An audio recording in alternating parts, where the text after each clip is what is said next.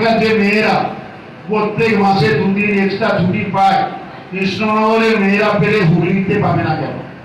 কৃষ্ণনগরের মেয়েরা পেলে মেদিনীপুরের মেয়েরা পাবে না কেন? কৃষ্ণনগরের মেয়েরা পেলে জলপাইগুড়ি, দার্জিলিং, কুচবিহার, আলিপুরদুয়ারে 9 ব্যাটালিয়নের মেয়েরা কি পায়? দেবী না পায়? পাবে না কেন?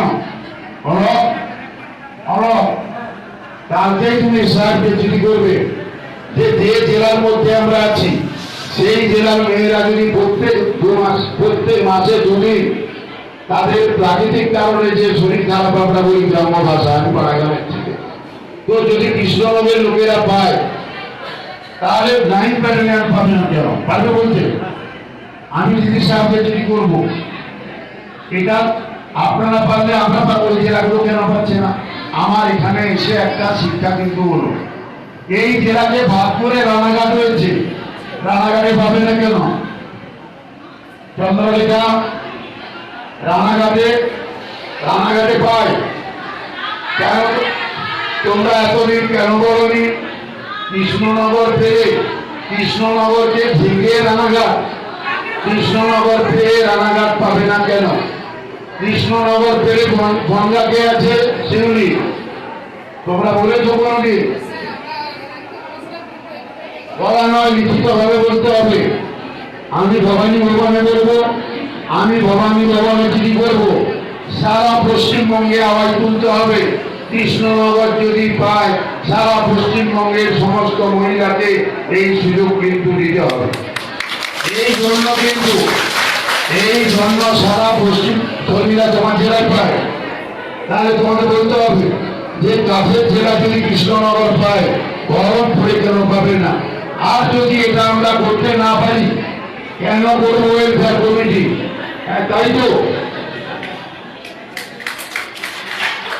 আমি তো অবাক হয়ে গেলাম, এত ভালো সুযোগ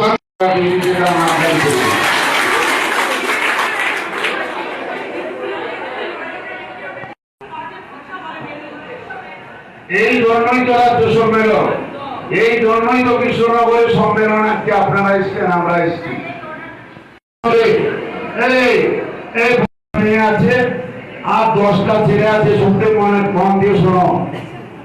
10টা মেয়ে হিসাব অফিসে কাজ করে, বা 10টা মেয়ে পুলিশ অফিসে কাজ করে, বা 10টা মেয়ে আমার 20টা মেয়ে ম্যাডামের অধীনে কাজ করে। আমি সারা পশ্চিমবঙ্গের চিত্র বলছি। যেদিন বীরভূমে বললো একটা, আমি বলবো না কোন সম্প্রদায়ের মেয়ে, সে দাঁড়িয়ে বললো, স্যার আমরা একটা দপ্তরে কাজ করি, আমাদের বয়স এখন 40-42 হয়ে গেছে, আমাদের গায়ের চামড়াগুলো একটু একটু কুচকে গেছে, আমাদের যাদের গায়ের রংটা কালো, যারা সেরকম চোখ ঢাকানো পোশাক পরতে পারি না, যারা, আপনার বাড়ি বাদকুল্লা, আপনি পশ্চিম আছেন দেওয়ারতে, আপনি রাত্রে বেড়াতে শুয়ে আছেন, আপনার যদি শরীর খারাপ হয়, আপনার কাছে যে আপনার বন্ধুটা শুয়ে আছে সেই কিন্তু আপনার মাথা ব্যথা করলে সেরিডান ট্যাবলেটটা দিবে। আপনার যদি লুজ বসানো হয়, ওপর ট্যাবলেটটা দিবে। দরকার হলে আপনার মাথাটা টিপে দিবে বাম দিয়ে, আপনার বাবা মা আসার কিন্তু টাইম হবে না কিন্তু। তাই নিজেরা মিলেমিশে থাকুন। আর ওয়েলফেয়ার কমিটি, আমার কৃষ্ণনগরের ওয়েলফেয়ার কমিটি খুব ভালো কাজ করছে, আমার বনগাঁ 9 ব্যাটালিয়ন ভালো কাজ করছে, আমরা রানাঘাটের জন্য ভালো কমিটি করেছি। আজকে আমি প্রথম বিশ্বাস করতে পারছিলাম না, আমি যখন একে জিজ্ঞেস করলাম আমাদের সেক্রেটারি